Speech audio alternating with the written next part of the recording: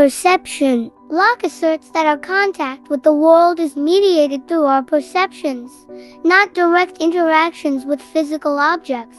We perceive only ideas provoked by these objects, creating a distinction between how objects appear to us and their actual independent existence. He illustrates this with the example of seeing a tree versus being in a state as if seeing one, despite there being no tree. This approach posits a veil of perception between us and the real world, which critics argue leads to a problematic disconnect, challenging the attainment of objective knowledge. Mind and consciousness. Moving to mind and consciousness, Locke believes in the concept of abstract ideas, crucial for human thought and language. From specific experiences, the mind abstracts these ideas, allowing us to categorize and generalize, distinguishing humans from other animals. Starting as a blank slate, or tabula rasa, the mind processes experiences into ideas. Critics, like George Berkeley, however, argue against abstract ideas, claiming all ideas are particular and tied to specific objects, challenging Locke's theory on the grounds of abstraction and confusion. Self or personal identity. Regarding personal identity, Locke sees it as a product of psychological continuity maintained by consciousness, including memory, perception, thinking, and self-awareness. Identity persists over time through the continuity of these experiences. However, critics point out the fallibility of memory and the challenges posed by gaps in consciousness, like sleep or comas, questioning whether identity can remain consistent through such interruptions. Conclusion. Locke's philosophies on perception, consciousness, and personal identity have sparked considerable debate, laying foundational stones for modern psychological and philosophical thought. Despite objections, his theories continue to influence and provoke discussion in understanding the self and our interaction with the world.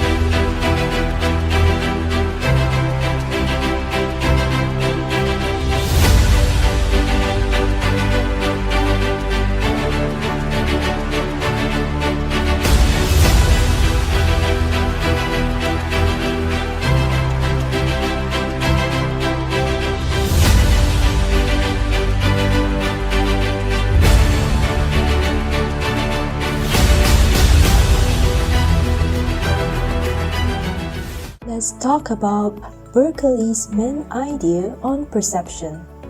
It is that object only exists when perceived by a mind.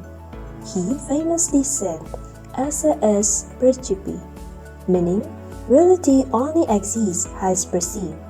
Berkeley argues that everything exists as it is perceived by conscious minds. He therefore distinguished three types of ideas: those from sense experience, those from introspection, and those from imagination.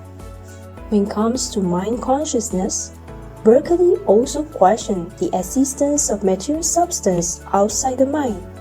He argues that even if they could exist independently of perception, it is still impossible for us to know this.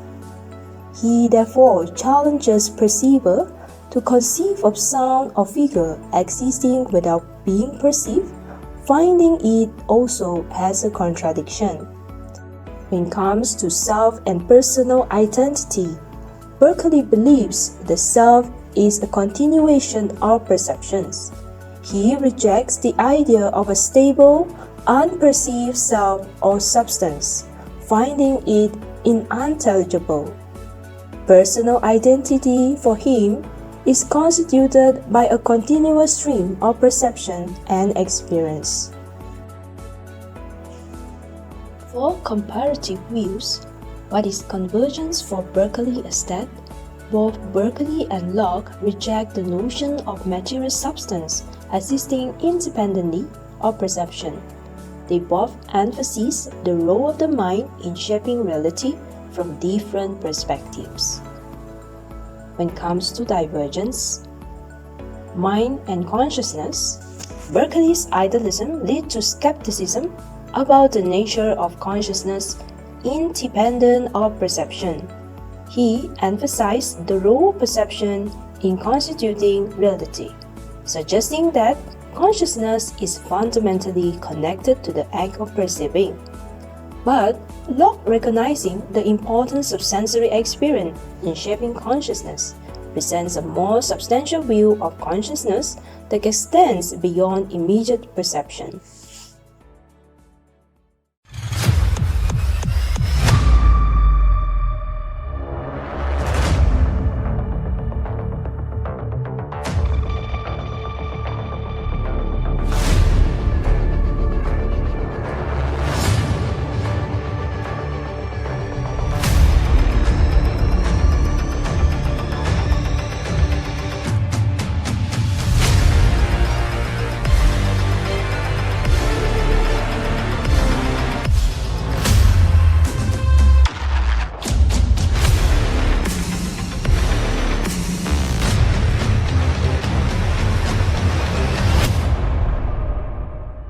In this book, Hume's philosophical inquiries into perception, consciousness, and personal identity, along with critical objections to his theories. Imagine your mind is like a camera, taking pictures of everything you see and do. These pictures are super clear when you're actually seeing or doing things. Hume calls these impressions. Later, when you remember these things, the pictures in your mind aren't as clear. These are what Hume calls ideas. Now, some people didn't fully agree with Hume. They thought his ideas were a bit like another philosopher's, Berkeley, and they also didn't like that. Hume said we can't be sure one thing causes another. Hume also thought about who we are inside, ourself.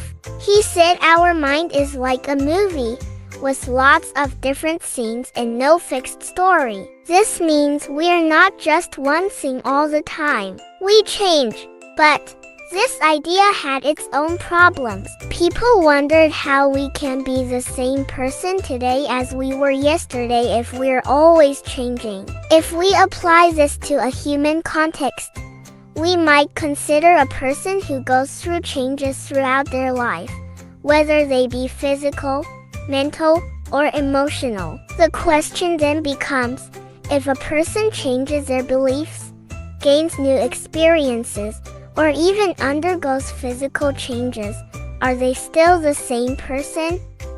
In the end, Hume's ideas made people think a lot about how we see the world, who we are, and how we know things. It's like a big puzzle that everyone is still trying to solve.